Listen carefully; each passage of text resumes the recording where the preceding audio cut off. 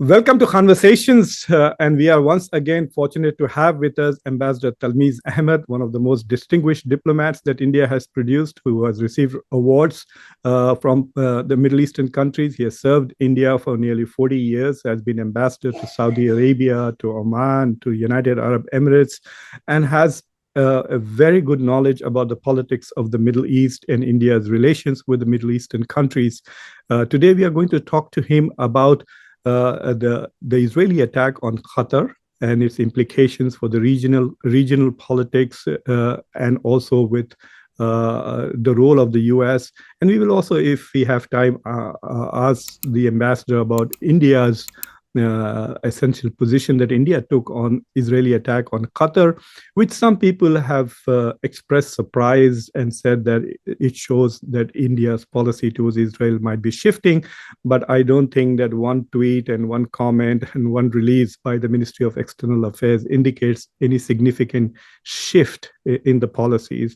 But yesterday, when there was a vote taken in the UN General Assembly, for on the New York Declaration about recognizing the Palestinian state, India did vote for it. India did not abstain. India did not vote against it. Only 10 countries voted against that. So first of all, welcome to Khanversations, Ambassador Saab. We are delighted to have you. Thank you. To begin with this thing, this was came as quite a surprise and as a shock, the Israeli attack on Doha. And it was a military failure because they failed to hit any of the high value targets that they were hoping. I mean, the cost, I'm sure Netanyahu would have realized that there's going to be a diplomatic price to pay for this. And he probably is unhappy with the fact that they missed all the major leaders of Hamas. The timing was also stunning because it was at that very moment that Hamas leaders were negotiating with the Qataris about a proposal that Donald Trump had made for a ceasefire in Gaza. So some of us have interpreted that as Donald Trump's attack on Trump's peace process rather than just on Qatar or Hamas. So even though it resulted in a small number of casualties by Israeli standards, the attack seems to have shaken up the region. And the foreign minister, who is also the prime minister of Qatar, Abdul Rahman, was here, Asani, and he met with Donald Trump. He also met with the vice president and Marco Rubio in the White House. He met with Trump over dinner in New York. And now today onwards, there is a summit in Doha, an Islamic and Arab summit. So I want to get a sense from you as to how big a thing it is. Is it a big thing that Israel has attacked Qatar? And what does that mean? And then we will go forward, sir. I think this is a very, very significant development. We have been watching with concern, indeed, even with horror, the developments relating to Gaza and the West Bank over the last 2 years. We have seen Israeli violence, which is completely unrestrained and does not have any strategic objective that anyone knows about. There is also a remarkable callousness with regard to the safety of the hostages. Week upon week, we see thousands and thousands of Israelis demonstrating in their country, agitating against the Prime Minister's callousness. But this attack on Qatar, which is again a part of a continuum, as far as Netanyahu is concerned, peace, ceasefire, or peace process is not an option. The minute there is a ceasefire or the commencement of a peace process, you will have serious domestic implications for his future. Therefore, he is somehow psychologically and politically committed to continuing violence, regardless of which target he picks up.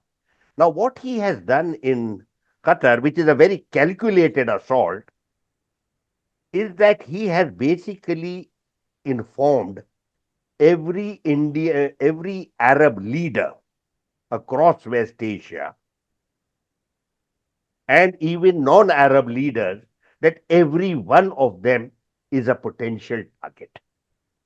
That Israel today can kill Every leader in his palace, he can destroy any facility that they have.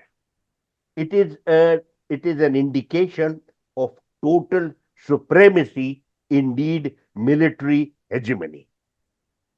Alongside this, there is a second signal. Israel is not interested in normalization of relations with the Arab states. As you know, for a very long time, this has been a rather misguided American approach to encourage normalization of ties between Israel and the Gulf states, particularly, also, and without addressing the Palestinian issue, slowly absorb Israel into the politics and economics of West Asia. And Israel seemed to be a participant in this. And you had some success in 2020. And there were also reports that they were making some progress with regard to Saudi Arabia as well. Much of that is now done with. But still, the option of normalization had not been given up. What Israel has now conveyed to anyone who is willing to listen, that Israel is no longer interested in normalization. It is no longer interested in integrating itself in the West Asian political and economic scenario. There is a third message that has been given, and this is the most important message as far as the security of the region is concerned, and that is there is no authority in the world that can restrain Prime Minister Netanyahu and the Israeli government that he leads. The United States is shown up to be a complete paper tiger, an absolute insignificant presence in this scenario. Why is this so horrific?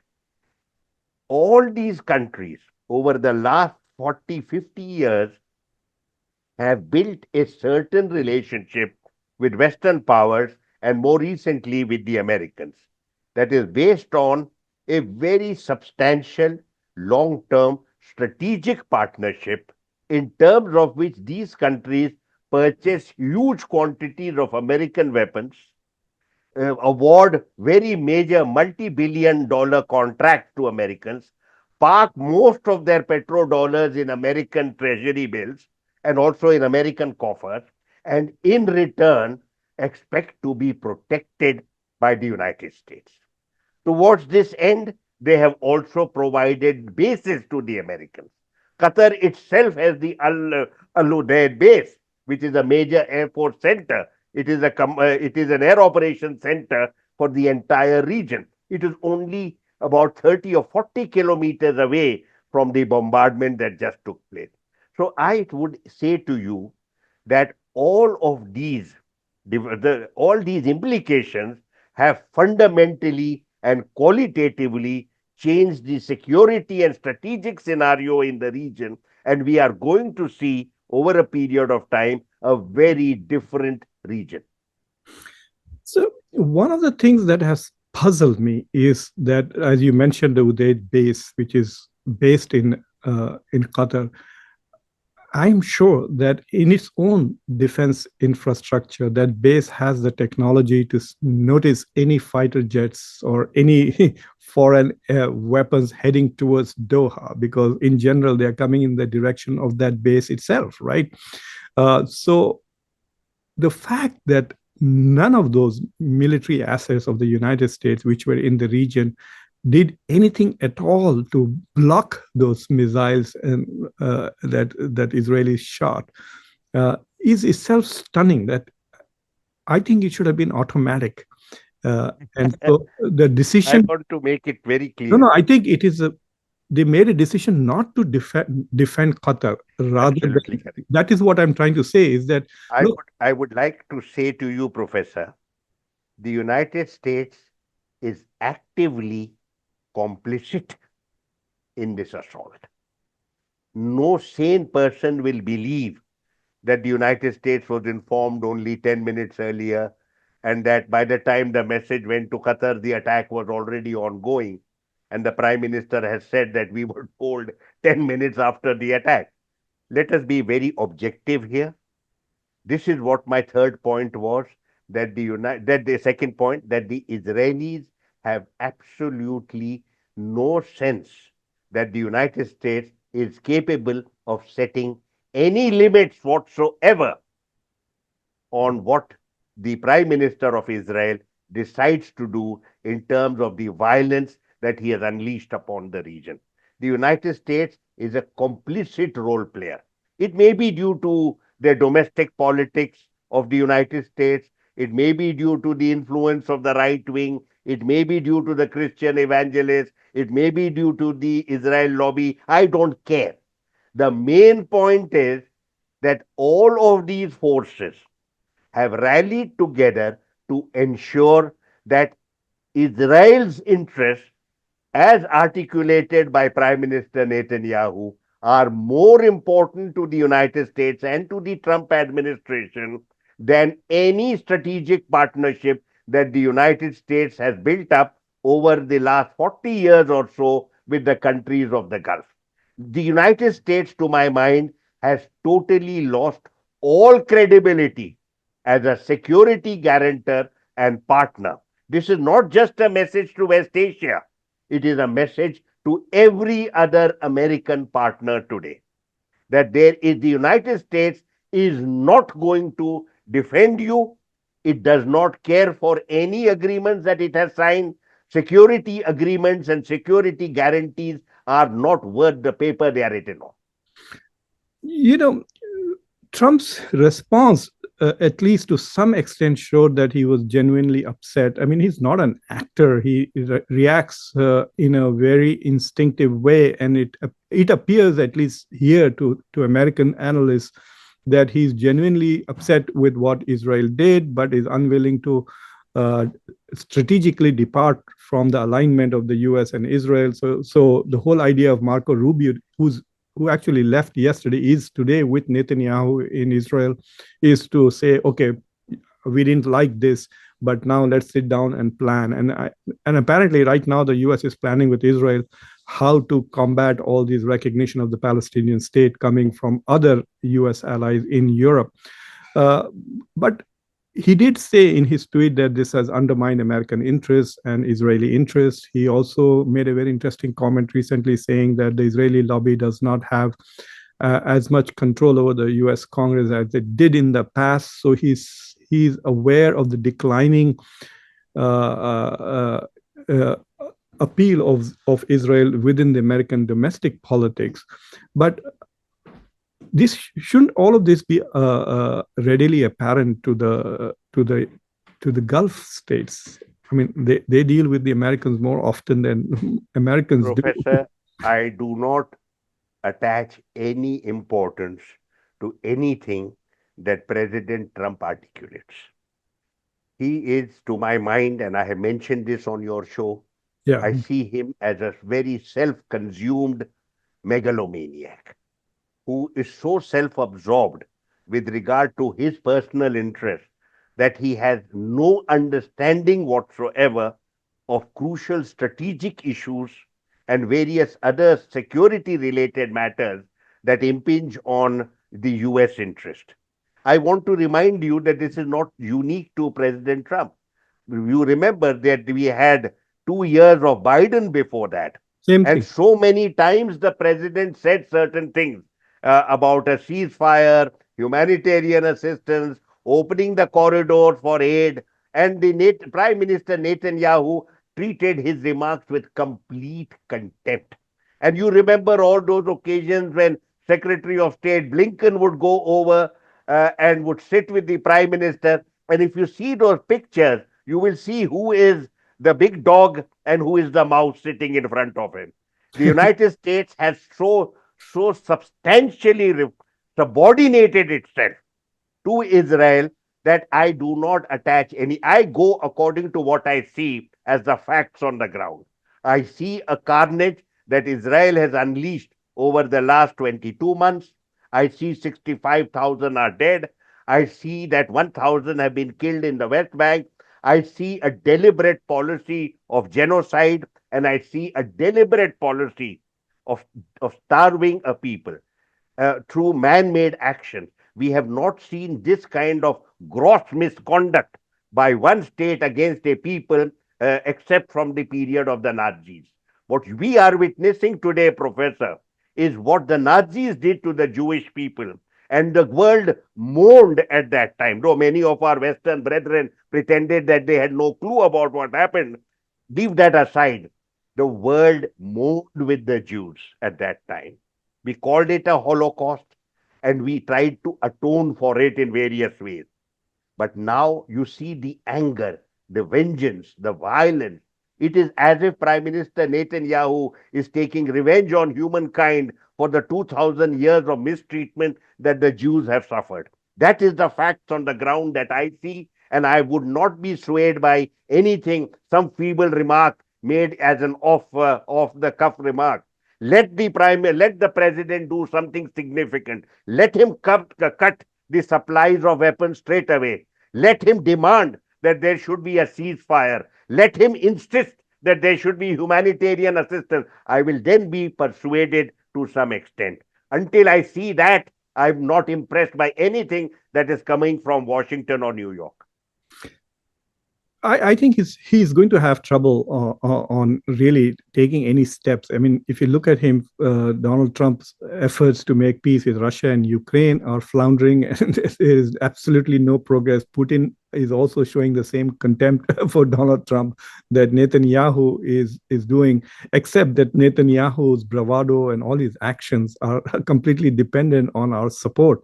Even a threat to cut off aid from Donald Trump, if it is serious, can moderate his behavior. Yesterday, Rubio was asked a question: "Would you exercise our leverage?" And he didn't like the word that U.S. has leverage over Israel, and he basically said that we are unhappy with what Israel did with Qatar, but that there is no strategic daylight between the U.S. and Israel. I want to talk a little bit about Professor, there is no leverage. Yeah. Let's be very objective here. If there was leverage, we would have seen this manifested at some stage over the last 20 years and certainly over the last 2 years. There is no leverage because the Israelis have a blank check and they can do what they wish.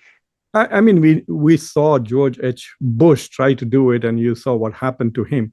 But I want to look at it from the You're other. talking about George Bush Sr. Yes, he tried it. George Bush, absolutely right.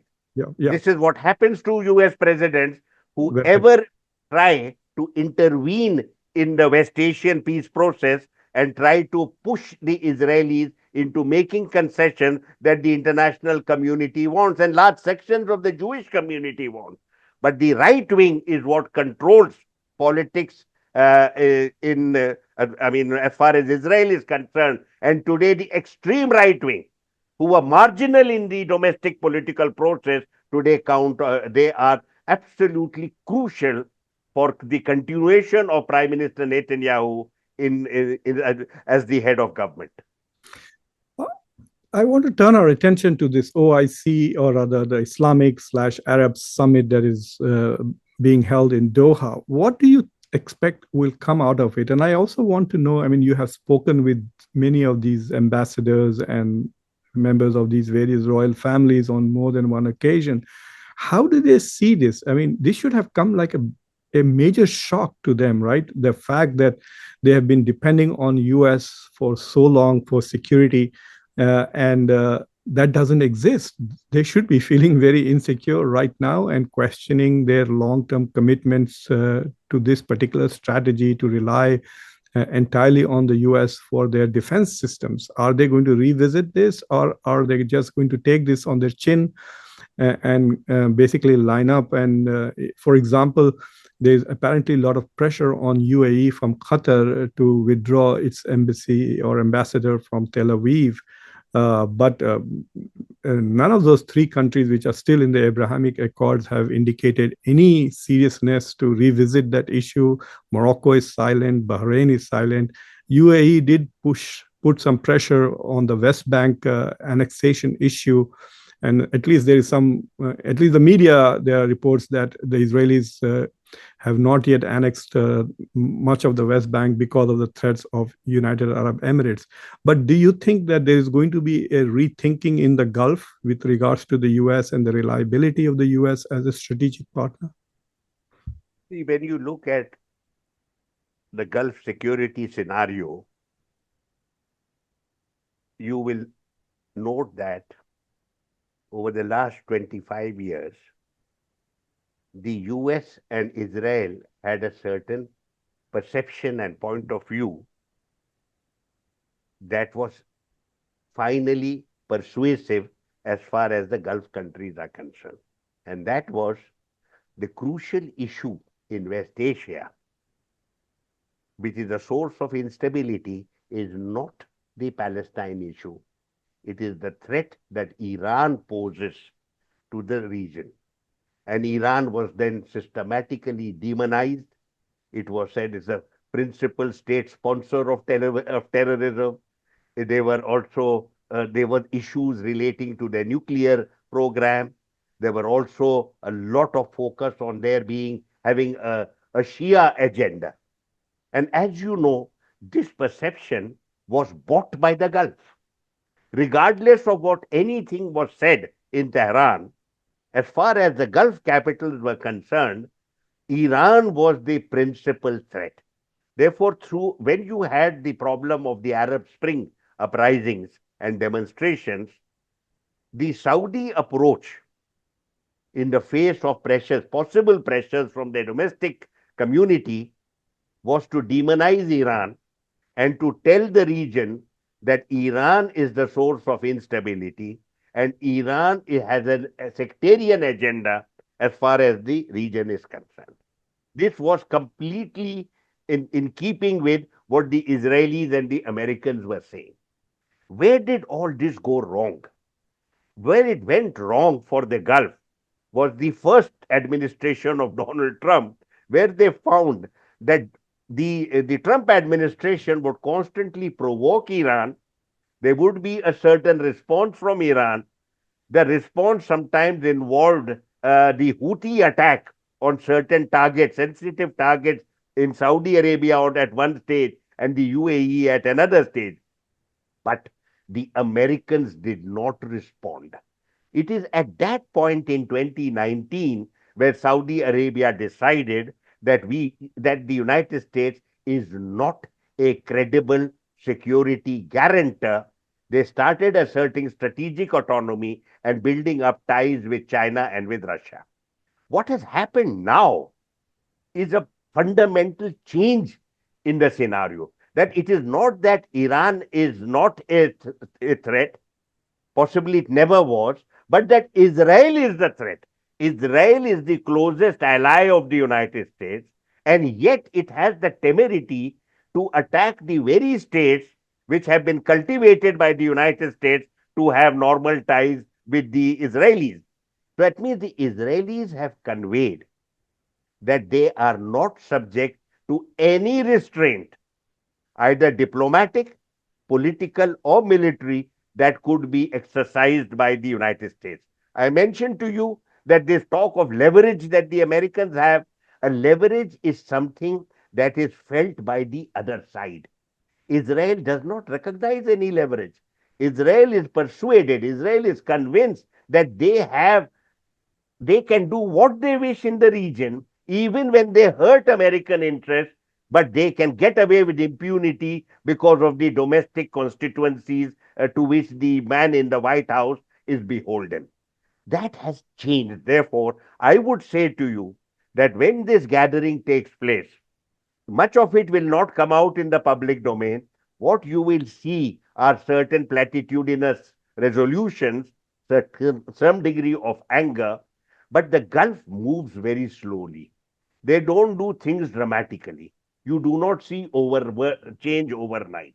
But I am convinced, on the basis of whatever I know of the region, I am convinced that the region is very seriously dissatisfied. Earlier, it was the population at large. They were unhappy with regard to what was happening to the Palestinians. But now you have threatened the regime. Regime survival, regime longevity is the most important factor that animates politics in the region. And you have threatened that. And that is why I find that finally the people and their rulers are going to be on the same side. And that is what will emerge over a period of time. May not be immediate.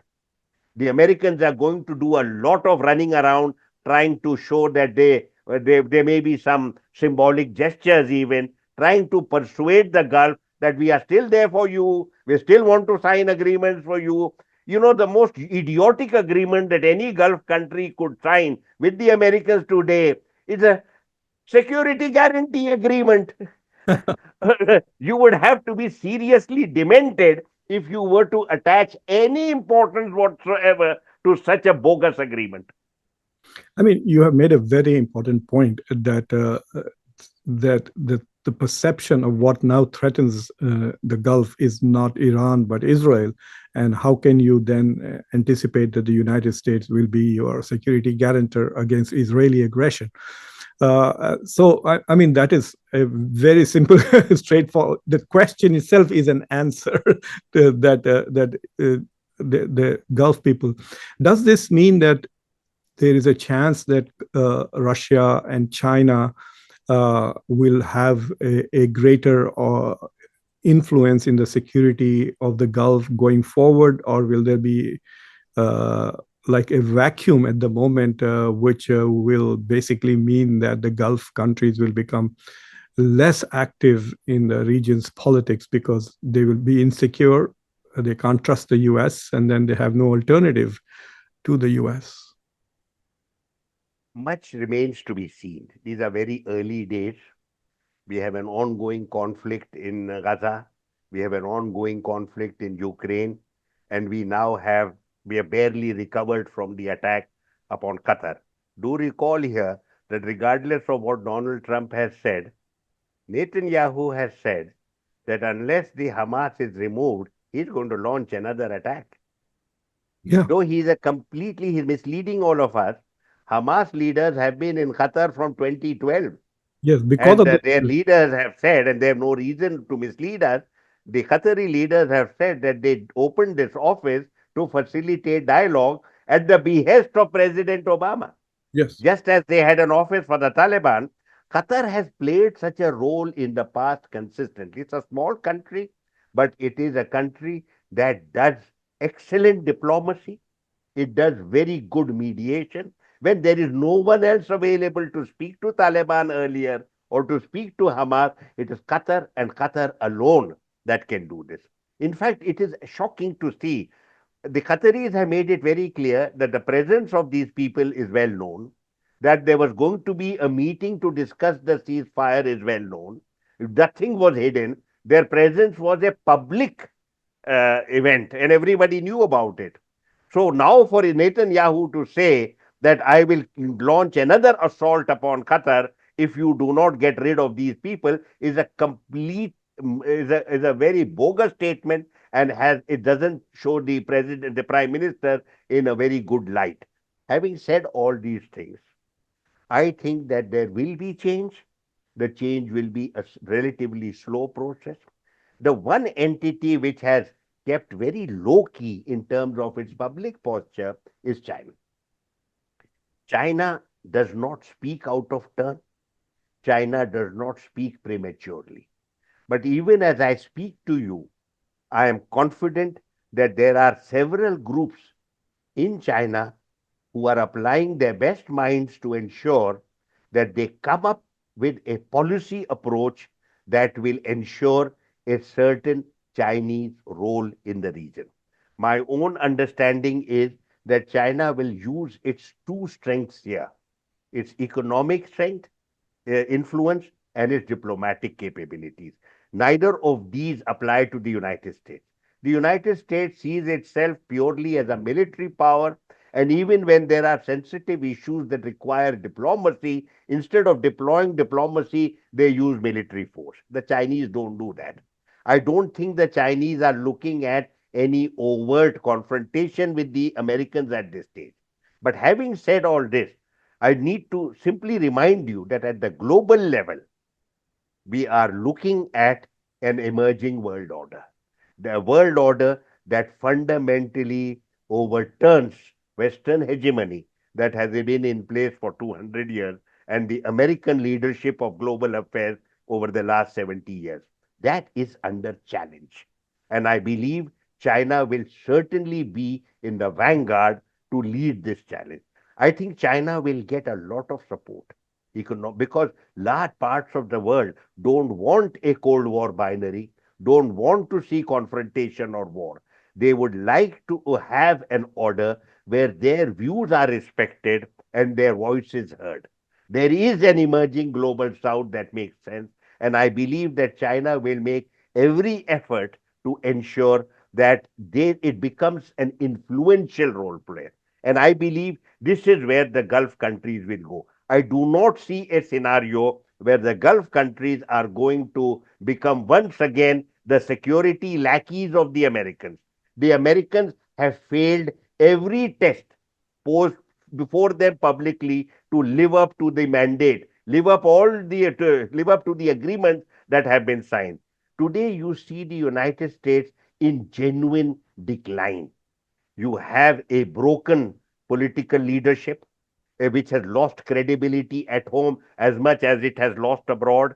Many of its actions are completely unwise and have harmed friends as much as they have, and much more than they have harmed enemies. Look at what was done to the South Koreans. Is that how you humiliate a partner who is so close to you? They have done no wrong.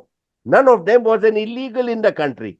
But look at the way they were arrested and handcuffed and then sent out. So I would say to you No, not that a only lot that, of there was all this talk about how Trump actually wanted them to stay back and train wanted, and not one, Americans only one before. man stayed back. Yeah, The others, because the dignity important that's for true. a country, for an individual, for a community. Dignity. You must treat us well. Since when did the Americans last treat another country or another community or another individual with the dignity that he deserves, he or she deserves? Never.